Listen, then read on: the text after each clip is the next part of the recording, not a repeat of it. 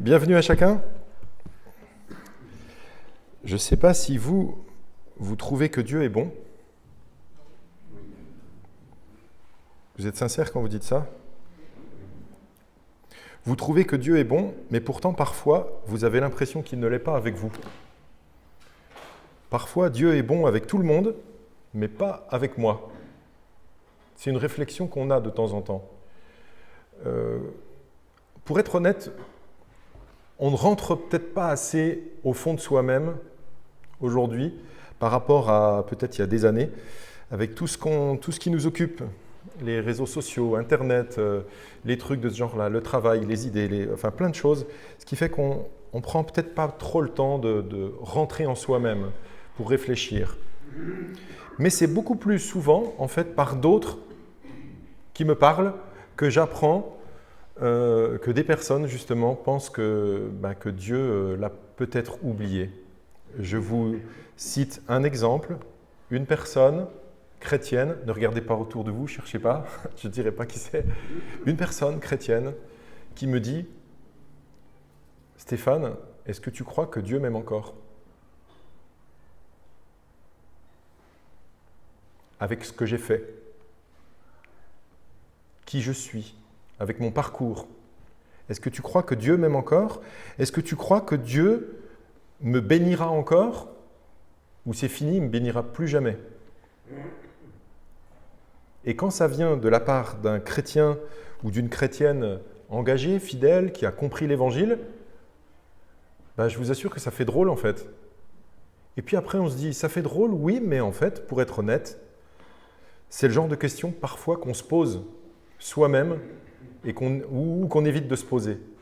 Mais des personnes se les posent et osent poser la question. Et eh bien, je ne sais pas ce que vous en pensez. Parce qu'au départ, vous avez vu quand je vous ai demandé est-ce que vous pensez que Dieu est bon, qu'il vous aime? Oui, bien sûr, vous le savez, puis vous connaissez la Bible en plus.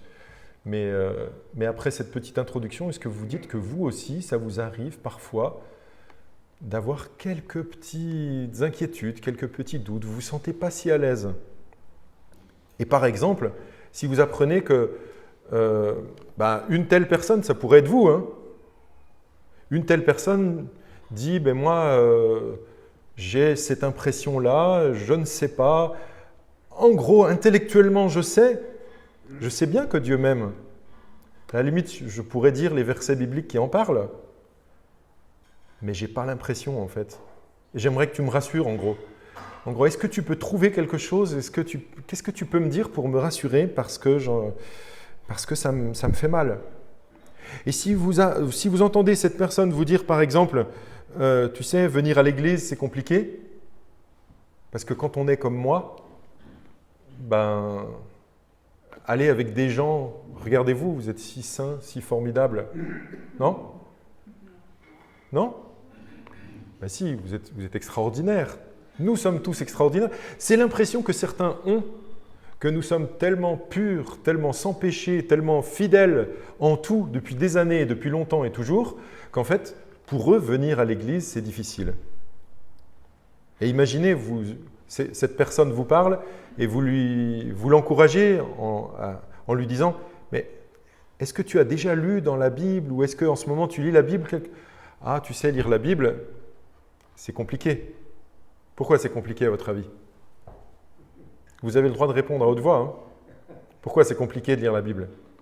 Quand on se trouve dans cette situation-là en particulier, je ne parle pas en général, c'est compliqué parce qu'on se sent mal vis-à-vis de Dieu. Et quelqu'un qui a l'impression que Dieu ne l'aime peut-être plus, ou plus vraiment, ou plus autant qu'avant, que Dieu ne le bénira plus jamais, parce qu'il ou elle a fait quelque chose qu'il n'aurait pas dû, un péché, une erreur de parcours, quelque chose qu'il ou elle n'aurait pas dû faire, alors cette personne a du mal à lire la Bible parce qu'elle se dit « Mais est-ce que je mérite même de lire la Bible? Est-ce que j'en suis digne ?» Ne dit-on pas parfois que c'est un livre saint? Et moi, je ne suis pas saint, comment je peux lire un livre saint?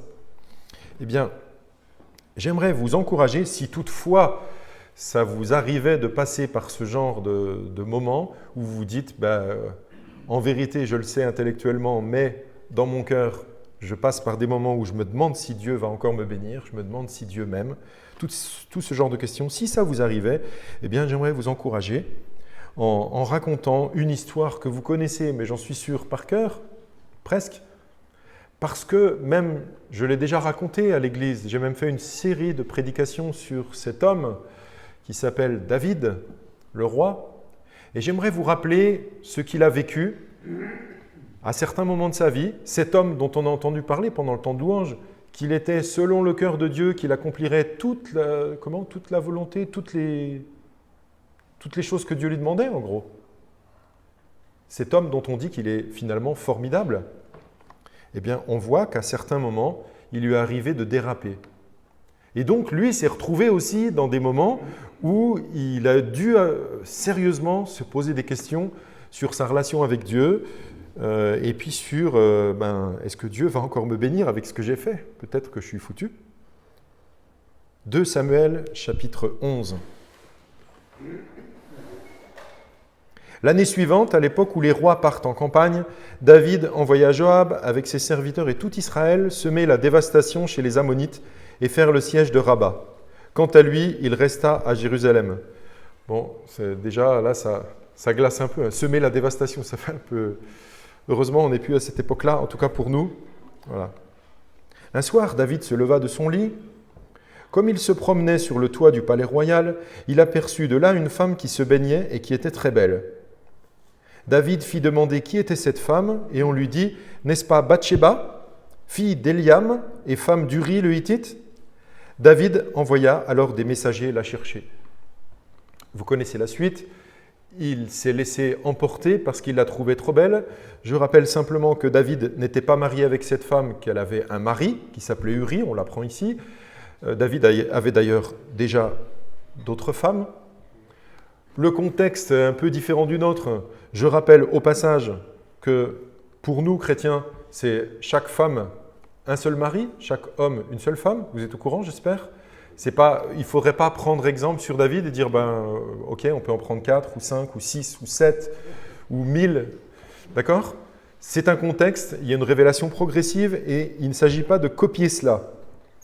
Mais on peut voir ce qui se passe dans la vie de David. Donc, il voit cette femme, il la fait venir, et vous savez, je vais résumer simplement ce qui se passe, c'est que simplement, il profite du fait qu'il est roi, et il prend ce qui ne lui appartient pas, c'est-à-dire il prend cette femme, il couche avec elle, et puis, manque de chance pour lui, il se trouve que les femmes sont plus fertiles à un certain moment dans le mois, et c'est justement, le texte nous le dit carrément, c'est justement à ce moment-là que David commet l'erreur de coucher avec cette femme. Ce qui fait que cette femme tombe enceinte, David apprend qu'elle est enceinte, et alors là, aïe, aïe, aïe, déjà, il a commis un adultère, il a fait vraiment quelque chose qu'il ne fallait pas, alors il veut cacher son péché.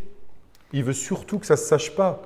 Devant Dieu, il sait bien que rien n'est caché.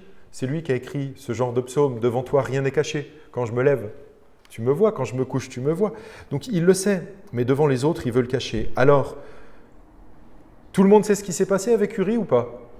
Ou est-ce qu'il y a quelqu'un qui n'a jamais entendu? C'est juste pour voir si je mets un peu de suspense ou pas, parce que s'il n'y a pas de suspense, ce n'est pas la peine. Est-ce que quelqu'un ne connaît pas Uri, le monsieur dont on parle, le mari de Bathsheba? Personne? Ah, merci, c'est gentil. C'est gentil pour ton honnêteté. Il n'y a rien de mal à ne pas connaître quelque chose dans la Bible. Hein? Okay. Donc Uri se marie, sa femme, pendant qu'il était à la guerre, en fait, sa femme a été prise par David. Donc le pauvre, déjà, il n'a pas de bol. Alors David le fait envoyer chercher. Et Uri rentre de la guerre et il vient au palais royal, il rencontre David et David lui dit « Alors comment ça va ?» Il fait semblant de lui demander des nouvelles, comme s'il s'intéressait à la bataille. Il dit « Comment ça se passe sur le champ de bataille ?» Et Uri donne des nouvelles. Et après, David il lui dit « Bon, écoute, tu vas pas retourner à la guerre comme ça, c'est dommage. Rentre chez toi, mange, bois et détends-toi un petit peu. Va donc voir ta femme et puis tu reviens demain. » Et lui, il sort du palais royal et il va devant dans les tentes et il ne va pas chez lui, il ne voit même pas sa femme, il reste avec les soldats devant le palais royal. Et le lendemain, quand David se lève, il apprend que Uri est resté ici, il n'est même pas rentré chez lui. Il dit « Aïe, aïe, aïe, s'il ne couche pas avec sa femme, Ça veut dire qu'il n'a pas pu la mettre enceinte puisqu'il était à la bataille depuis longtemps. Donc, il commence à se dire, il faut absolument qu'il couche avec elle. Donc, il faut absolument que je l'envoie. Donc, il finit par l'inviter à un repas, puis il le fait bien boire, et puis il lui dit, allez maintenant, le deuxième soir, va chez ta femme, rentre chez toi. Et il se dit, il ne l'a pas vu depuis des semaines ou des mois, forcément. Mais lui, il dit, mais non, il ne veut pas. Il reste dormir là et il donne la justification à David. Il dit, je ne vais pas faire ça. Quand je sais que l'arche de Dieu est prise et puis que les soldats du roi David sont sur le champ de bataille, moi, je ne vais pas rentrer chez moi, manger, boire et aller voir ma femme. Non, mais ça ne va pas. Je ne peux pas faire ça. Je dois aller me battre. Donc David finit par comprendre, de toute façon, Uri est têtu, il ne voudra jamais rentrer chez lui. Donc, Uri est un gros problème. Bon, vous savez comment on fait quand on a un problème? On essaye de l'éliminer. Donc en fait, voilà ce qu'il a fait. Il a écrit une lettre, et sur cette lettre, il a écrit, tu vas faire en sorte que Uri se retrouve au plus fort de la bataille, à un endroit où tu sais que les adversaires sont très forts, pour qu'il se fasse tuer. Et il ferme la lettre, il la scelle, et il la donne, comble du truc, il la donne à Uri, et il lui dit, tu vas donner ça au général. Donc Uri se balade avec la lettre où il y a écrit dedans « tuez-le ». Et il arrive sur le champ de bataille, il donne à son chef. Son chef ouvre et il voit « ah, je dois le faire tuer ». Et le chef obéit à David. Uri se fait tuer. Et là, David donc a été adultère et il a fait tuer Uri. On arrive à la fin du chapitre 11, je vous lis ce qui se passe au verset 26-27. Donc, la femme d'Uri apprit que son mari était mort et elle le pleura. Quand sa période de deuil fut passée, David l'envoya chercher et l'accueillit chez lui. Elle devint sa femme et lui donna un fils. Ce que David avait fait déplut à l'Éternel. Bon, déjà, vous voyez que David, l'homme selon le cœur de Dieu, on le voit sous une autre facette. Ça rééquilibre peut-être un peu. Tous les humains, en fait, tous, sont capables de faire de très belles choses, mais tous sont aussi capables de faire des choses dont ils pourraient avoir honte. Ça s'appelle le péché. Donc ça déplaît à l'Éternel. Vous vous souvenez sans doute qu'après, il y a un prophète qui s'appelle Nathan, qui va aller de la part de Dieu parler à David et qui va lui raconter une histoire avec des brebis. Et puis cette histoire-là va faire que David va donner un jugement. C'est une histoire de brebis qu'un riche a pris à un pauvre pour nourrir un ami. Et David dit, mais ce qu'il a fait, c'est honteux, il mérite la mort. Et c'est là que Nathan lui dit, en fait, ce que tu dis, c'est toi en fait. C'est ce que tu as fait avec la femme d'Uri. Donc d'un seul coup, grâce à cette histoire, David comprend. On dirait qu'il y a comme des lumières qui se font. Eh bien, en fait, je suis dévoilé, en fait. Nathan me le dit, je suis un pécheur, ce que j'ai fait est mal.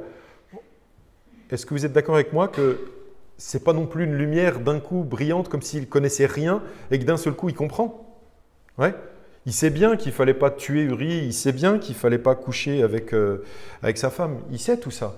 Il sait qu'il ne fallait pas faire ce mal. Mais d'un seul coup, il se sent comme beaucoup plus fort que d'habitude, il se sent pécheur, et d'ailleurs, c'est ce qu'il dit. Donc, on trouve ça, 2 Samuel 12, verset 13. David dit à Nathan, « J'ai péché contre l'Éternel. » Est-ce que quelqu'un se rappelle ce que Nathan lui dit?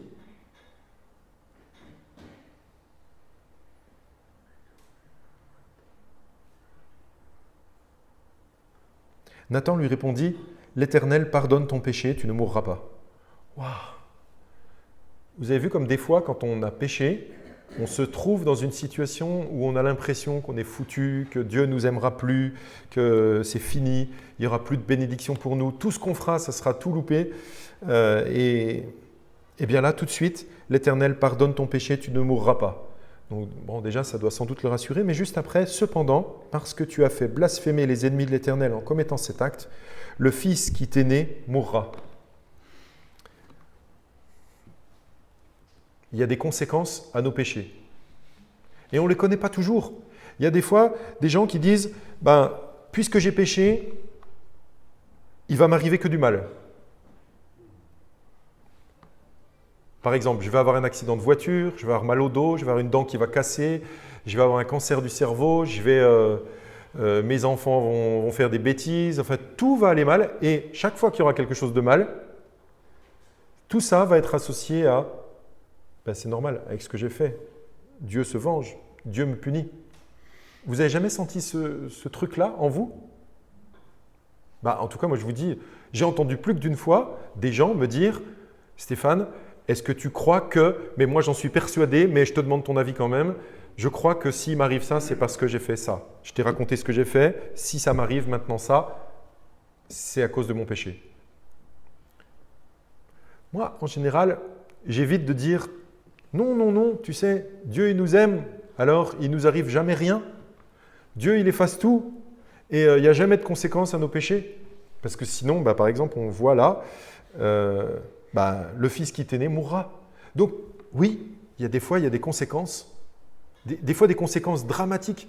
Et d'ailleurs, dans la vie de David, si vous lisez la suite, vous verrez que, avec ses enfants, enfin avec ses fils et même filles, tout n'a pas été rose. Hein.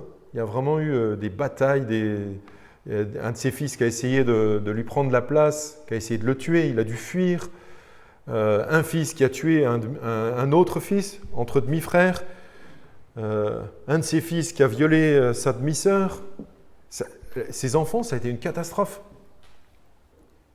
Et alors, quand David apprend que ce fils né de Bathsheba, donc de l'adultère, ce fils va mourir, eh bien David se met à jeûner et à prier. Là, il retrouve les bons réflexes de foi. Et il se dit, mais je vais demander à Dieu, je pense que peut-être, enfin on ne sait jamais, peut-être que Dieu va changer d'avis et qu'il va laisser l'enfant mourir.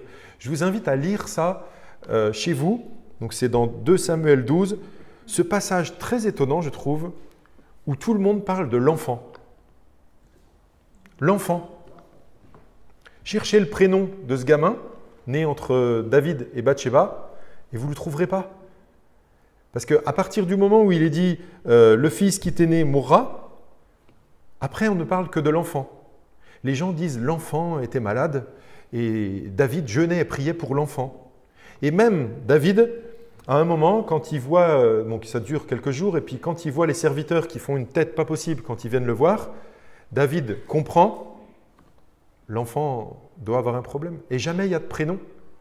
On dirait que c'est comme s'ils étaient déjà prêts à ne pas…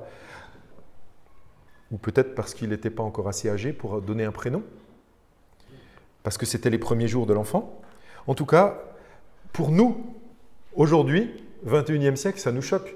Un enfant, dès qu'il est né, des fois même bien avant la naissance, on lui a déjà donné un prénom, c'est déjà une personne, on l'aime, on a parlé de lui, voire il y a les lettres sur… Moi, je crois que j'avais fait ça.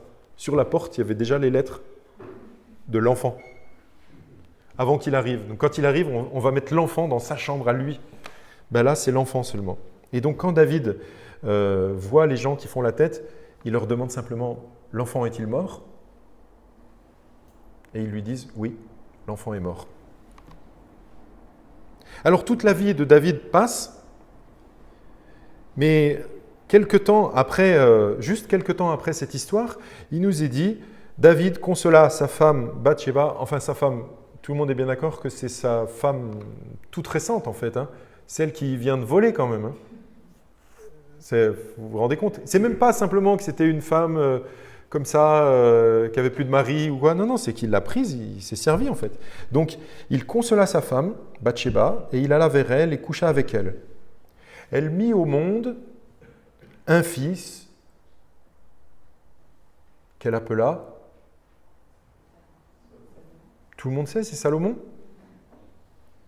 et que l'Éternel aima. Aïe. Que l'Éternel aima. Il le confia au prophète Nathan, donc celui qui avait dénoncé le péché de David. Donc vous voyez qu'on dirait que la relation reprend quand même. Et celui-ci l'appela Jedija à cause de l'Éternel. Et Jedija, ça veut dire celui qui est béni ou bien-aimé de l'Éternel. Celui que l'Éternel aime. Et il nous est bien dit ici, cet enfant Salomon, l'Éternel l'aima. En fait, je ne sais pas ce que ça vous fait, mais moi, à chaque fois que je tombe sur ce passage, eh bien, je me dis, mais Dieu est le Dieu de la seconde chance. Qu'est-ce que tu as fait, toi, pour penser que Dieu t'aime plus ? Qu'est-ce que tu as fait, toi, pour penser que Dieu te bénira plus jamais, que tu es plus digne de venir à l'église, que tu es plus digne de lire la Bible, que Dieu, à cause de ton péché, t'a rejeté ? Qu'est-ce que tu as fait ? Essaye de mettre un mot si tu as fait quelque chose. Un mot ou plusieurs, parce que peut-être il y en a qui ont fait plusieurs choses dont ils ont honte. Mais essaye de mettre un mot. Manque de ceci, pas assez de cela, ou tu as regardé quelque chose que tu n'aurais pas dû regarder. Tu as fait quelque chose physiquement que tu n'aurais pas dû faire. Qu'est-ce que tu as fait ? Eh bien, considère ce que David a fait. Adultère, meurtre, mensonge. Et quand son enfant avec cette femme volée naît, il l'appelle Salomon et l'Éternel aima l'enfant. Moi, ça m'encourage. Dieu aime. Dieu est amour. Quand David est vieux, vous vous rappelez peut-être cet épisode, c'est dans 1 Roi au chapitre 1, donc on laisse 2 Samuel, on arrive dans 1 Roi, et là, il est tellement vieux, il est tout tremblant, il a de la fièvre sans doute, il a froid, et il y a quelqu'un qui a une idée, tiens, on va lui donner une jeune fille belle et toute jeune, et comme ça, elle va aller dans le lit avec lui, et puis elle va le réchauffer. Je ne sais pas si vous comprenez ce que ça veut dire, mais en fait, la fille était quand même un peu sacrifiée, hein, non ? Mais David n'en profite pas. On nous dit qu'il la laisse. Et c'est à ce moment-là, en fait, qu'il y a un des fils de David. Les autres, il y en a un qui est mort déjà, tué par son demi-frère. L'autre, il a fait n'importe quoi. Et donc là, il y en a un de ses fils qui décide de prendre le pouvoir parce que David est en train de mourir, sans doute, il est vieux. Et ce fils, c'est le 4e fils de David. Il s'appelle Adonijah. Donc, Amon, dont vous avez entendu parler, Absalom, et puis je crois que l'autre, je ne sais plus si c'est Daniel. Ils étaient les 3 premiers. Là, c'est le 4e, Adonijah. Lui, il prend le pouvoir. Il prend des généraux, des soldats avec lui, et il fait sonner de la trompette, et il fait en sorte que tout le monde proclame qu'il est roi. Et là, Nathan, le prophète, celui qui avait dénoncé David, se rend compte de ça. Il va voir David et lui dit « Mais tu n'avais pas dit que ça serait quelqu'un d'autre qui serait roi à ta place ? Et qui, à votre avis ? Salomon. Et Salomon, en fait, c'est le fils de Bathsheba. Et Bathsheba, c'est celle qui l'a volé. C'est hallucinant de se dire, mais en fait, David a choisi cet enfant-là, alors qu'il avait d'autres enfants, on va dire, plus légitimes, parce que c'était des femmes qu'il avait, qu'il avait choisies, et c'était normal. Ce n'était pas des meurtres et de l'adultère, mais c'est cet enfant-là que David a choisi et que Dieu a aimé aussi, et que Dieu a établi en fait.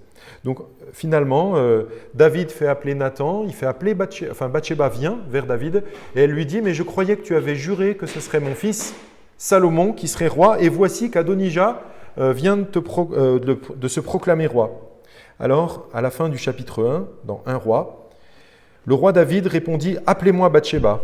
Elle entra et se présenta devant le roi. Le roi prêta alors ce serment « L'Éternel qui m'a délivré de toutes les détresses est vivant. Je vais agir aujourd'hui conformément à ce que je t'ai juré par l'Éternel, le Dieu d'Israël, lorsque j'ai dit « C'est ton fils Salomon qui régnera après moi. C'est lui qui s'assiera sur mon trône à ma place. » Bathsheba s'inclina le visage contre terre et se prosterna devant le roi.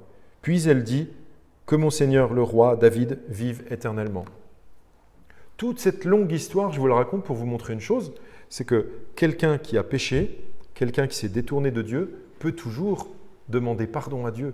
Au moment où David demande pardon à Dieu, il reçoit le pardon de Dieu. Il n'est pas écarté pour toujours. Il s'est repenti, le Seigneur l'a accueilli. Et même plus fort que cela, son fils, Salomon, est aimé de Dieu, il est établi. Et vous savez sans doute, hier, dans un petit jeu, on devait deviner ce qui était écrit dans Matthieu chapitre 1. Vous vous rappelez ? Pour ceux qui étaient là, il fallait trouver... C'était quoi le mot compliqué là ? Là, il y en a qui n'arrivaient pas à prononcer. Généalogie de Jésus. La généalogie de Jésus. Eh bien, Salomon, il en fait partie, en fait. Et c'est par lui, en fait, et pas par les autres frères ou demi-frères qu'est descendu Jésus. Et c'est beau de voir qu'en fait, malgré cela, en fait, malgré ce que David a fait, Dieu l'a pardonné. J'arrive à un passage dans le Nouveau Testament pour essayer d'enfoncer le clou et de convaincre ceux qui peut-être se trouvent dans cette situation, mais Dieu m'a abandonné ou Dieu ne me bénira plus. Dieu m'a rejeté pour toujours. Parce que ça arrive même à des chrétiens, comme je vous l'ai dit tout à l'heure, des chrétiens qui ont vécu des expériences, qui ont vécu la foi, qui sont baptisés, qui sont croyants, une vie fidèle, et qui passent par des moments difficiles. Eh bien, en lisant la Bible, au lieu de se priver de la lire parce qu'on ne se trouve pas assez saint, je trouve qu'au contraire, il faut aller la lire. Vous voyez, David, par exemple, tant qu'il était, il le dit dans des psaumes, tant qu'il avait caché son péché un peu, finalement, il se retrouvait comme pas bien à l'intérieur, en fait. Il se consumait de l'intérieur. Et à un moment, il a avoué son péché, mais il est revenu complètement à Dieu. Il a continué à raconter des psaumes, à psalmodier, en fait, et à bénir l'Éternel. Si toutefois vous ne connaissez pas, lisez le psaume 51, où il raconte comment il s'est repenti, qu'est-ce qui s'est passé, et c'est beau, en fait. Eh bien, pour enfoncer le clou, je vais revenir sur, vous vous rappelez, un peu avant l'été, au printemps, j'avais commencé une série de prédications sur l'épître aux Romains. Et je m'étais arrêté au chapitre 5 en disant on recommencera plus tard. Eh bien, revenons juste quelques instants sur ce début du chapitre 5, du verset 1 à 11. Donc, si vous le retenez, vous pourrez le relire chez vous, je suis sûr que ça vous fera du bien. Ainsi donc, déclaré juste sur la base de la foi, nous avons la paix avec Dieu par l'intermédiaire de notre Seigneur Jésus-Christ. Déclaré juste, ça veut dire Dieu nous considère comme justes. Il nous voit, il dit vous êtes justes à mes yeux. Vous n'êtes pas injustes, vous n'êtes pas pécheurs condamnés, mais vous êtes justes. Sur la base de quoi? Sur la base de la foi et pas sur la base de tout ce que tu as réussi à faire de bien et tout ce que tu as évité de mal. C'est sur la base de la foi. Nous avons la paix avec Dieu par l'intermédiaire de notre Seigneur Jésus-Christ. C'est aussi par son intermédiaire que nous avons accès par la foi à cette grâce dans laquelle nous tenons ferme et nous plaçons notre fierté dans l'espérance de prendre part à la gloire de Dieu. Bien plus, nous sommes fiers même de nos détresses, sachant que la détresse produit la persévérance. La persévérance, la victoire dans l'épreuve, et la victoire dans l'épreuve, l'espérance. Or, cette espérance ne trompe pas, parce que l'amour de Dieu est déversé dans notre cœur par le Saint-Esprit qui nous a été donné. En effet, alors que nous étions encore sans force, Christ est mort pour des pécheurs au moment fixé. Il est mort pour qui? Pour des pécheurs. À peine mourrait-on pour un juste, peut-être accepterait-on de mourir pour quelqu'un de bien, mais voici comment Dieu prouve son amour envers nous. Alors que nous étions encore des pécheurs, Christ est mort pour nous. Puisque nous sommes maintenant considérés comme justes grâce à son sang, nous serons à bien plus forte raison sauvés par lui de la colère de Dieu. Vous voyez que parfois, quand on se laisse tromper dans nos pensées et à penser que Dieu est en colère contre nous et que peut-être que si on a péché, on a besoin de se repentir et que la colère de Dieu, on la ressent, mais c'est pour nous amener à la repentance. Mais si on s'est repenti de nos péchés, si on revient au Seigneur, il nous dit, puisque nous sommes maintenant considérés comme justes grâce à son sang, nous serons à bien plus forte raison sauvés par lui de la colère de Dieu.